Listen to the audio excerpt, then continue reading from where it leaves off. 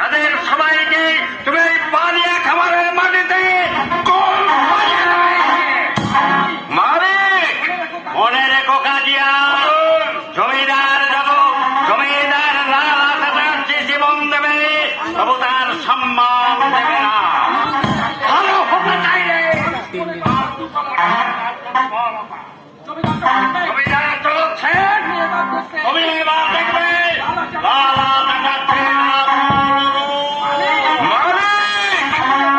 আমার শরীরে বইছে জমিদারি আদি রক্ত।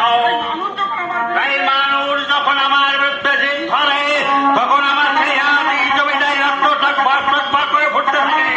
মনে হয় প্রতিপক্ষের সবাইকে আমি টিনে ছেড়ে ফেলি, তারপর তাদের মৃতদেহের উপর দাঁড়িয়ে আমি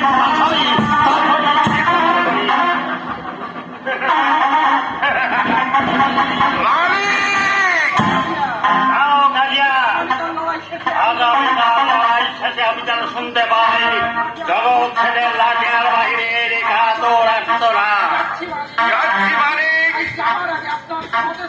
তাই যাওয়ার আগে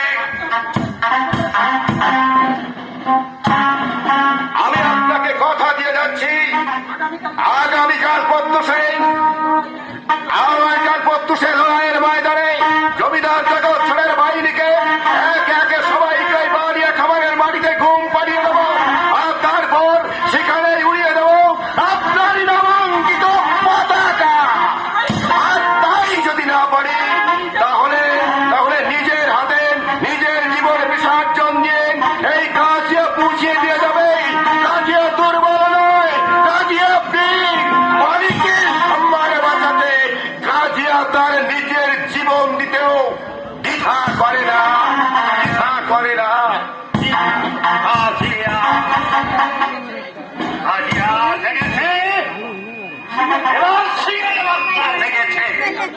জমিদার জগৎ ছেলে বারবার লড়াইয়ে হেরে গেলেও তুমি শান্ত হতে পারোনি, কিন্তু এবার তুমি নিশ্চয়ই শান্ত হতে পারবে।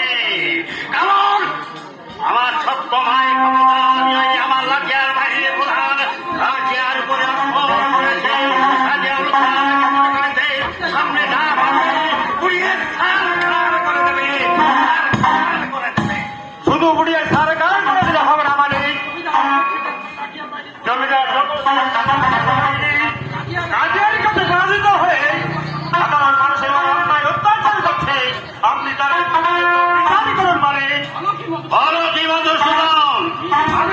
কি বলছি জমিদার বাবু, আমি গত কয়েকদিন পানিয়া খামারে আশেপাশে খবর নিয়ে দেখেছি ভগৎ সিং সাধারণ মানুষের উপর অন্যায় অত্যাচার করছে।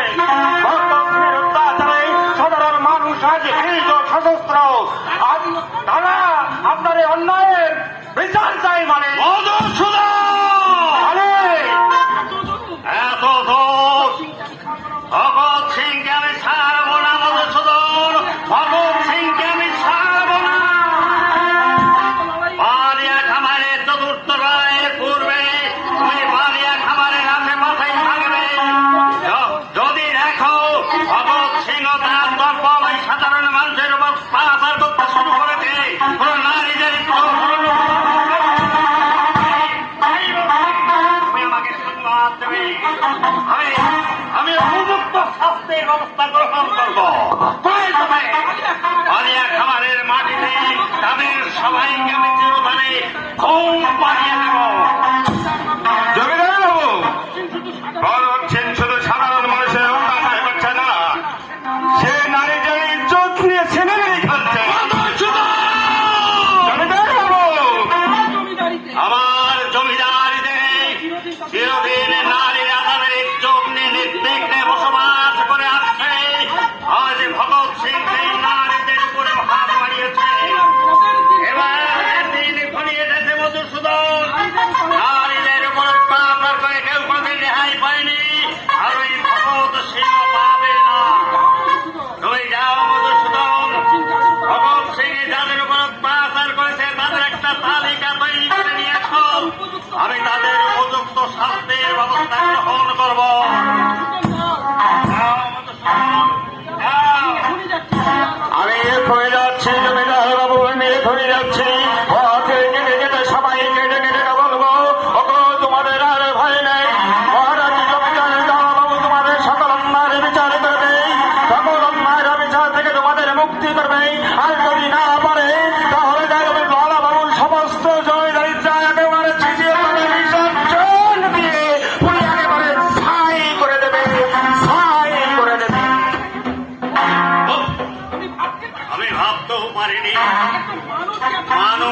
নিচে নামতে পারে কি করে?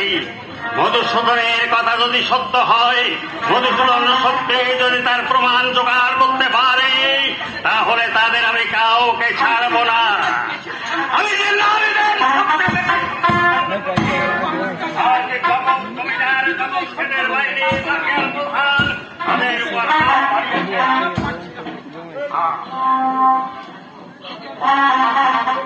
আমি পাচ্ছি না।